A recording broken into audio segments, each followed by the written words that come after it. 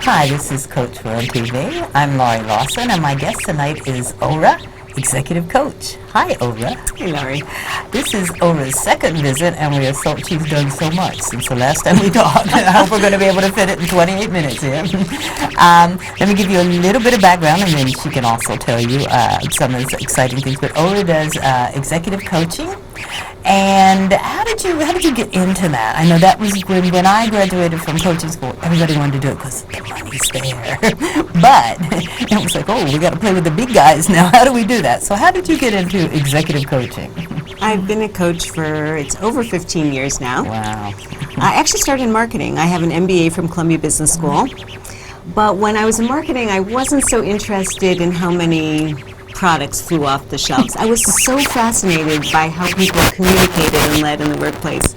So I made a transition, going way back to the early 90s now, to the field of professional development. And in the early days, I was really a communication coach.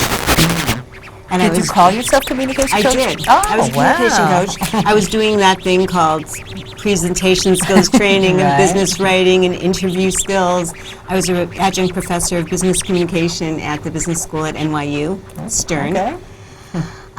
But when I started coaching executives one-on-one for things like critical investor pitches,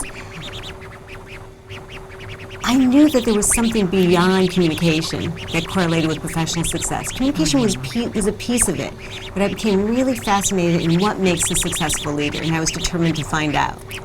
Over time, I discovered the whole field of leadership coaching. I did all the certifications and trainings around that, and rebranded around executive coaching, which is what I've been doing for the last 15 years. Wow. Okay, and what, I know I promised you on promo and Facebook and everything that she was going to give us tips, tips to how to make it in the corporate world. But really what you're going to be sort of telling us about tonight are some special challenges that women face, is that right? Yeah. So to go back, I've been coaching both men and women for over 15 years. And over time, it did become clear to me what correlates with professional success, and I created my own model of coaching called... Tell us about that, because this is her, so she's the pioneer here, yes. So my model of coaching is called the Leadership Presence Coaching Model. And I know a lot of people throw around this word, leadership presence in the workplace, but what the heck is it? And nobody ever made a model, right? Yeah, so over time, it became clear to me what it is. So I say that leadership presence is your ability to engage, connect, and influence in the workplace. Engage, connect, influence. And each of those pieces I've divided into 3 component skills or behaviors. So when we talk about engaging, that's about this thing we call executive presence, how we show up in the workplace. It is about communicating with impact, and it's also about that thing we call listening to learn. Okay. The connect piece is really all about relationships, building powerful relationships in the workplace, both inside and outside. And the influence piece, and that's the piece the most senior executives I work with are very interested in, that's your ability to champion ideas all the way to the top. It's about having a unique personal brand, and it's also about maneuvering through challenging transitions. Okay. So that's my model. And that's your model. That's that's something my that model. you really made Right. it clear to people so they can see Yeah. there are 3 aspects of that. Right, and you can see this model, of course, on my website. Okay. Tell them what your website is. My website is oracoaching.com, ORACOACHING, oracoaching.com. Okay. So my model's there, and in fact, I have an assessment, an LPQ assessment, a leadership present quotient assessment that you can take on my website to evaluate your own leadership presence to see where your strengths are and where you might need some support. Oh, I love that. Is that free of charge? Oh, of course. Oh, fantastic. Yeah. So you can go on your website and assess yourself. In the area of assess leadership. yourself. Yeah, assess yourself. Assess yourself. And then find out where you fit in and where you might need to strength and where weaknesses. you might want support. Right. Wow, how long has that been around? Well, that's been around for a while, Laurie. Yeah. You gotta go check it out. I do need to check it out. Right. It's like I'm just wondering where else people could get it, but that's fantastic. Is it in the book? I'm going to tell you about the book in a minute. So you asked me something and I didn't answer it. So what does all this have to do with women? Well, as I mentioned, I've been coaching both men and women, and over time I saw that women, generally speaking, have challenges in certain areas of leadership presence. And I became super passionate about helping women rise to the top.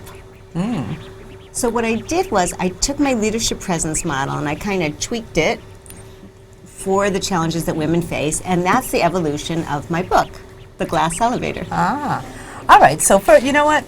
I got to find out. Where did the title come from? The Glass Elevator. I The love Glass it. Elevator. All right. I was sick and tired of hearing about the glass ceiling. Okay. Breaking through the glass ceiling. I mean, when I think of breaking through glass ceiling, I envision shattering glass falling over us and a big mess to clean up. A little bit of blood. Yeah, breaking through glass is dangerous business, right? Yeah. And breaking through glass to me is like a one-time singular violent event. It is not a strategy for professional success. That's true. If you make the mistake of breaking the glass above your head, you're not going to do it again. Right. Yes, I agree. Absolutely. I agree. So I was tired of hearing about this glass ceiling, and besides, I know a lot of very smart, savvy professional women. Mm-hmm. Let me tell you that when they want to get upstairs, they don't crash through glass ceilings. They're smart enough to take the elevator. There you go. So that's the evolution of the glass elevator. The way I see it is a glass elevator is so much fun to ride. Right? Everyone wants to ride a glass elevator. And when we go in, we all press the button where we want to get off. We may not want to go to the same place. Right? I love that. We take it's our flexible. own journeys, Yeah. we get off, we can get back on. Another nice thing is it's glass, we have perspective, we can see where we're coming from and where we're going. I like that. And lastly, we can take other people along with us. Ah, So that's where how I got, cool is that? Yeah. That's where I got the glass elevator from. Oh, okay. Now you got to tell us what's in this magic book here with the great title. I love the title. It's very innovative, and you're absolutely you're right. We've just accepted the fact that the glass ceiling is something we want to break through, and it's like, why go through all that? Yeah, absolutely. I have I'll call it a privilege. I coach a lot of really, really great people.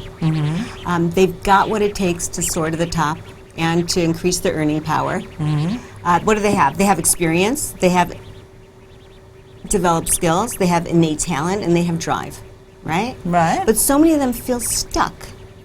Right? It's as if they're on the elevator and they're pressing and pressing and pressing to where they want to go, and it's not moving. Right? And finally someone says to them, oh, you see that little slot over there? You need that special key, that special insert key. You need the card, over there outside of the lobby to go find that special key, and then you put it in there, and then you can rise.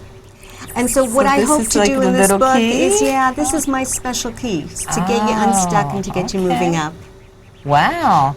All right. So tell us, what are some of the challenges that you found with coaching? Not coaching. I'm sorry. What are some of the challenges you found with women in the corporate world or in the workplace? Yeah. Well, first I want to say that not all women have all these challenges, but what I saw over time is that there are some patterns among women. Oh, okay. Yeah. And one of them has to do with speaking up, and particularly speaking up when you're not 100% expert on something. So picture a meeting setting, right? And one of the things I get to do is be a fly on the wall in many of my clients' meetings. Yes, I'm a shadow coach as well. So I go into many meetings, and what do I see? Tell us what a shadow coach is, for those who don't know. A shadow coach is what it sounds like. I shadow my clients. Right, so I can participate in their workday with them and observe silently and give them in the moment feedback. And how would I explain that if I were in the corporate world and all was hanging around behind me? What would I say? My friend, my daughter? Well, I think these days people feel that having a coach is a very wonderful thing professionally. It's a status, and it shows that you really want to improve. They're investing in growth, and so my clients feel very proud to introduce me. Okay. Right? Great. So and the audience generally forgets me after a couple minutes. You blend. Anyway. I blend you in. blend I wear in. dull colors, blend in with the walls. Yeah, so I do observe my clients, and one of the things I see is that they're very assertive when it comes to giving updates in areas where they're expert. But when the conversation ensues and debate happens and questions are being flown and opinions are being offered, many of them get very quiet. And I'll say to them later, like, so what was up with that? I didn't hear you speak during anyone else's update. I haven't heard you talk for the last 2 hours. Right? And in fact, one particular client said to me, like, I don't want to sound like the guys do. They think they're the expert on everything. When I'm expert, I speak up. But here's the problem. This client in particular, she wasn't being viewed for her expertise during that meeting. She was viewed for her limitation. Right? She wasn't participating in what we call the strategic thought process, right? Right. So not even, actually, it could be considered that she's not a team player. It's like because she's not participating? Well, not being viewed as part of the senior leadership team. And so she's saying, come on, what else can I do? I'm practically running the place. I'm on top of every detail, right? Exactly, and I mean, do you ever feel that way? Like, how could I possibly do anything else? Yes, yes. Sometimes as an executive coach, I feel like I'm on one of that TV show, CSI. Yeah. So there it's crime scene investigator. I think of myself as career stuck investigator, right? And what I've learned, just like on that show, like there's big problems, but they find the answer in the small DNA. Very often with women, it's not what you are doing, because you can't possibly do any more, or you'll have to sacrifice something, your family, your sleep, your sanity, right? It's very often small things that you're not doing. Right? So there are small things that you can do in a meeting to speak up and to be perceived as part of the strategic thought process or part of the senior leadership team. Wow. Give us a hint. Yeah. Give us some clues. Okay, you ready? It's really complicated. Okay. You ready? Get a pencil. Yeah. Get a pencil. This is really complicated. So here's one thing you could do. Ask a question. Okay, I'll make it a little bit more complicated because you have a tough audience. Yeah. Smart audience. Ask a strategic question. Okay. Now, I know that may be scary because what the heck is strategic, right? Exactly. What does that mean? We're going to ask you for a definition, yes. I'm going to argue that all meetings are about the same thing. All these meetings people go to all day long. Really? Yeah. Okay. Yeah. They're either about problems or solutions. All right. Okay. Yeah, you're right. So you're asking right. a strategic question simply means asking a question about either the problem or the solution. So the problem, how bad is it? What do we stand to lose? You don't what happens have to know if we do anything nothing? to ask that question. Yeah. Well, what's the ROI? In this case, the risk of ignoring the question. And if everyone's talking about the solution, what's the upside? What do we stand to gain? What will we save? Have we looked at other options? What's the ROI? What's the return on investment? Suddenly, when you speak up in areas where you're not expert, you're involved in the thought process. And you become the center of attention. You're driving discussion. You're driving thought. And that's how you become perceived as someone who is ready for senior leadership. You know what? That's interesting because in essence, when you're asking the question, you're going, I'm not an expert. Give me the answer to this question. And that's kind of great because it's like, if nothing else, it shows that you're thinking along the right pattern. It's like, what do we stand to lose if we don't do this? And if you think of... So being an expert is maybe not all it's cracked up to be. Well, if you think of our great leaders, all right, let's take Obama. Okay. And whether you think he's great or not, he's asking questions all day, right? He has a team of advisors. He knows what to ask. Right. Smart leaders know what to ask. And and having been a part of the corporate world for a while, I think there's nothing worse than having, I won't say a boss, because most of the time I didn't know if they were expert, but having a person next to you pretend that they're an expert, and then after the meeting come and go, what were they talking about? It's like, just ask it. Just ask a question. Because it could advance as opposed to make you look silly. It could actually make you look, well, she's listening and she's involved. And you're driving the conversation. Yeah. All right, that was easy. Give us something else easy. We can do this so far. So another challenge. Could we talk about self-promotion for a moment? Sure. Are you going to self-promote yourself? Women seem to think self-promotion is a dirty word. We do. I'm not going to toot my own horn. I'm just going to stay in my office and do hard work, and maybe years later some archaeologist will come in and excavate, discover me, and declare my value to the world. Yes. The problem is you're going to be dead by then. Yes. Right? So I think we women need to reframe self-promotion. We need to reframe selling ourselves as doing more good work for more people. Wouldn't you love to do more good stuff for more people? Yeah, right? Yeah. So in order to do that, we have to get comfortable talking about what we have to offer. Okay. Right. So we have to talk about our achievements assertively, and we also have to talk about them in terms of how they benefit other people. Okay. Right? So here's what I did, and here's the ramification. Exactly. Yeah. So here's why it's valuable. Here's a real quick formula that's so helpful. CAR. You're giving an update in a meeting. CAR. C. Set the context real briefly. Don't blab. A. Action. What action did you take? And women, let's use the word I more frequently. We don't always have to use the we word. What have you done today? What have I done? That's a nice tip, yeah. That's C, A, action, R, result. What was the impact of your action? What was the result?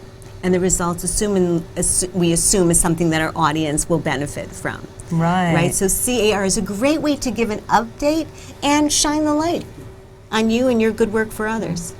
And I think, yes, I think if you're reticent to say, oh my God, I don't want to brag, it's like, okay, but what have you done for others then? And that will take the burden off you being, I guess reticent is the only word I can think of. It's like not wanting to promote yourself. It's like, I would assume if you do it, the more you do it, the easier it becomes. Absolutely, yeah. right. And this is something you can do in a performance review as well. I know many women think that performance review is this passive activity. They go in and someone delivers something to them. It's a done deal written in blood. No, you prepare. You prepare before a performance review. You come prepared with 3 achievements, right, from the past period. You come prepared with your goals for the next period. You come prepared with what resources will I need to support me in reaching those goals. And when you talk about your achievements, you can use that same formula, CAR. Here's the context. Here's what I did, and here's what I achieved. Right? CAR. Yeah. It's a magical formula that helps women talk assertively about their achievements. That's amazing. So where does, and I know, speaking of reticence and people who aren't comfortable, and it is intimidating. It is intimidating when you're in a big table and all these guys are there and everybody's, throwing around the big decisions. How difficult or how, is it ineffective or is it detrimental to you if you ask for help? As opposed to saying, it's like, I can do this, I'll go home and I'll research it and I'll get it all done. Is that the time to ask for help, or is it at another time? I think we have to talk about how we ask for help. All right? So if we just stand on the chair right now and scream, help! Oh no, or I cry. don't think we'll be perceived as powerful leaders. Right. Very junior women, when they come into the workplace and they face a challenge, often go to their seniors and say, help, I don't know what to do, right? And that, they're being perceived as they are as junior. To be perceived more senior, you can bring a challenge to your boss, but start by offering some alternative solutions, right? I used to have a boss who said, bring me the problem and bring me the solution. It doesn't have to be the end-all Right, solution. right. I'm facing this challenge. Here's some of the ideas I have. I'd like to know your view on this. Am I heading down the right alley right now, right? That's a nice way to do it. Am I in the right direction? Am I close? Yeah. Right, so you're not sounding helpless, you're sounding someone who does have real questions, but someone who's working on intelligence solutions. Wow, okay. Yeah. I like that. I like that doing that. It's like, am I headed in the right direction? Here's what I think. Yes. Well, I'd love to hear what you think. Yeah, cool. Any more? I don't want to give the whole book away. Well, there are 9 chapters in this book, Okay. and each chapter addresses another challenge that we often face in the workplace, and each one has very, very tangible strategies and techniques and formulas to help you master that challenge. Aren't there also some quizzes in here? Yes. So, what are the point of the quizzes? Okay. In the beginning of every chapter is what I call the ground floor quiz. So on the ground floor, before you read this chapter, even get in the in elevator. a certain area, maybe in the area of executive presence and how you strut your stuff, there is a little assessment so you can see where you're strong and where you have opportunity. That is so brilliant. Before you get all the information, Yeah. find out, what do I need? And not only that, at the end of every chapter, Oh, yes. I have an elevator workout. Aptly named because I love to work out, and I figure it's a quick one if it's in an elevator workout where you can pick what you want to work on from the chapter and set your own goals. Wow. Okay. And there's 9 of them in here, huh? Yes, there are. All right. Well, I don't usually ask this, but it's like all this cool stuff for the women. Do you have anything for the guys? Not that they need it, but just in case they're feeling left out now. Guys, I have something for you. All right. I knew she did. Yes, of course, because I do coach both men and women. I am passionate about helping women rise to the top, but I am passionate about helping people in general as well. Men and women, if you have iPads, I have something pretty cool. I have an iBook, an interactive iBook with video. in it. Wow. And it's all about communicating with impact, tools to communicate with more impact in the workplace, to be heard, to be noticed, and to be valued. It's called communication It's with called workplace. Communicate with Impact, Okay. yes. And it only works on iPads. So what you have to do is go to my site, oracoaching.com. Buy an iPad. It's free. It's a free iBook. So yeah, I'm not buying the iPad. If you have an iPad, the iBook is free. Go to my site. Yes. You'll see on my book page there's a place to get the instructions to download it for free. It's actually a lot of fun. I also have a vlog. I know, and I asked her, I said, did you come up with that word? She said, no. No, a video log. So Laurie knows I love video. I think video is a wonderful way to communicate with people. We are very tired of reading long books, but we do still love watching images on the screen. We do, yes. So every month I put out 2 vlogs, which are little video clips, just a couple minutes long each. With some tips that will enhance your leadership in the workplace. And sometimes it's just me offering a tip, and sometimes it's an expert like you, Laurie. I know. Offering tips. She included me on one. It was so much fun. Yeah, it was fun. So I release these twice a month, and if you'd like it to come directly to your inbox, that too you can sign up for on my website, and that too, of course, is free. And this is for anyone. This is not only for your clients. No, that's for everyone. Okay. And I find that professionals at all levels really enjoy them. Good. It doesn't just have to be senior How long ago? Because executives. that's kind of. Are you the only person? No, not now. But when I first When I heard you were started, I doing felt it, like you I were was the only person. Yeah. When I started doing the vlog, I felt like I was one of the few people using video, and now a lot of people So are. people are copying off you, definitely. But You how long know, have you been doing it? A couple about years? 3 years, yeah. Wow. Yeah. Okay. So again, you need to go to oracoaching.com because there's a lot of good stuff on there, and a lot of it's free. So, Yes. And the book, of course, you can find in bookstores everywhere. It's on Amazon.com. Yeah, and that's cool. So let's talk about what is, I was asking her, what do you think about this and what do you think causes this? And she's talking to me, and I think I love it. It's a fantastic viewpoint. She goes, don't ask me about the past. I said, okay.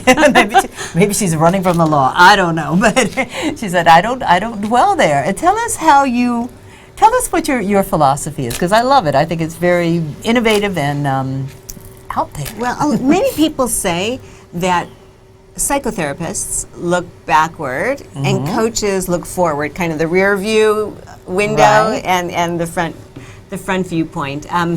Therapists are quick to correct us that not all therapists kind of dig down into your Freudian past, that many are cognitive behavioral, and there are many different techniques.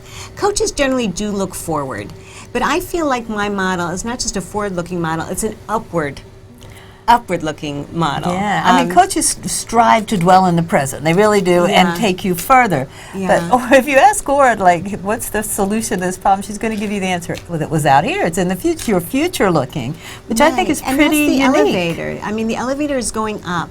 And you know it's going up. You're not sure. Who wants to feel stuck? No one likes feeling stuck, right? You don't want to be stuck waiting for feedback from your boss, waiting for something from your colleague, waiting for a promotion. So what I do is give you strategies to get unstuck and not just get you moving forward, but get you moving upward. Okay, and I think I like that. It's like I'm not sure I can do it because I'm kind of like a person who's, okay, I'm here. And I'm going to do it right now. But Ora's got it, I'm here, and then I'm going to take you here, which is really fantastic. And the book is going to do that. The vlogs might help you do that. The e-book might help you do that. Pretty good. So what do you think what are some of the great challenges in the workplace now? And what do you see for the future? What do you see that, what's the future solution for them? Yeah. Well, this year has been really the year of the woman in many ways, with Sheryl Sandberg's book, Lean In. Right. Kind of bringing up all sorts of conversations in the workplace. That's a wonderful thing. My wish for the future is it's a vision of inclusive leadership, where we're having a lot of these conversations with people, with men, women, people of many backgrounds in one room. Because we all have aspirations, we all have challenges, and the way we're going to reach them is not just by talking amongst ourselves, but by talking with everyone in the workplace.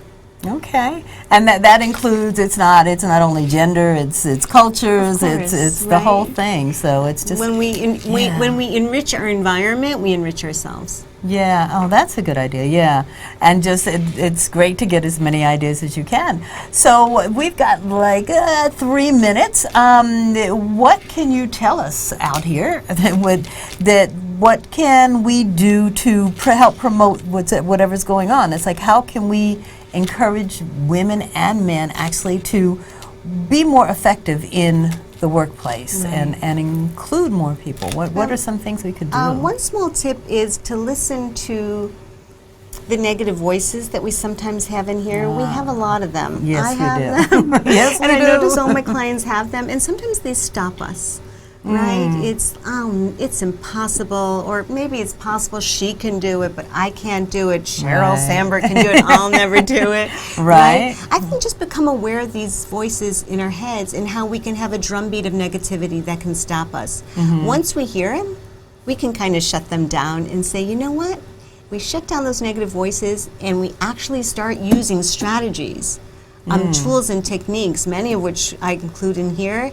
It's so much easier to move forward. Can the negative voices be considered maybe a stimulus to get you to think in a different way? It's like, oh, I could never write a book like Oprah, and it's like, okay, now why not? You know, and then well, you have to hear them first. You know, like in yoga class, I we hear say 'em. this is They're impossible. very loud, yeah. You know, this is No impossible, problem. and then you say, stop.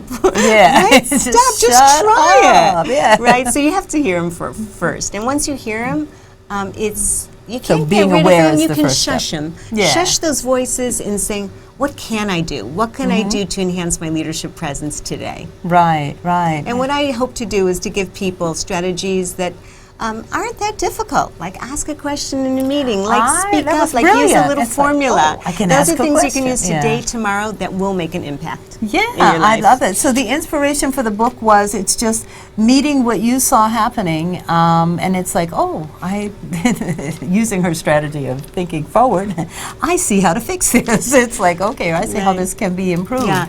All the proceeds from my book go to Dress for Success, so it's a labor of love. Are you serious? Yeah, That's I want to. wonderful. I really do want to help women. Oh my gosh! Yeah. Now I'm really impressed. Yeah. So, I didn't know that. Okay, that's fantastic. Yeah. All right. So what we're going to do is we're going to go to overcoaching.com and we're going to get our free ebook first of all with an iPad, which is fantastic, and that's Communication with Impact. Communicate with Impact. Yes. Okay, Communicate with Impact, and then the Glass Elevator is You can also access that via my website.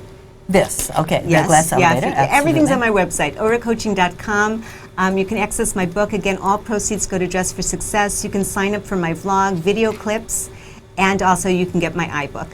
Okay, I like I said, I told you she had a lot to do. Thank you, Over. You've been a fantastic person, and we'll Laurie. come back.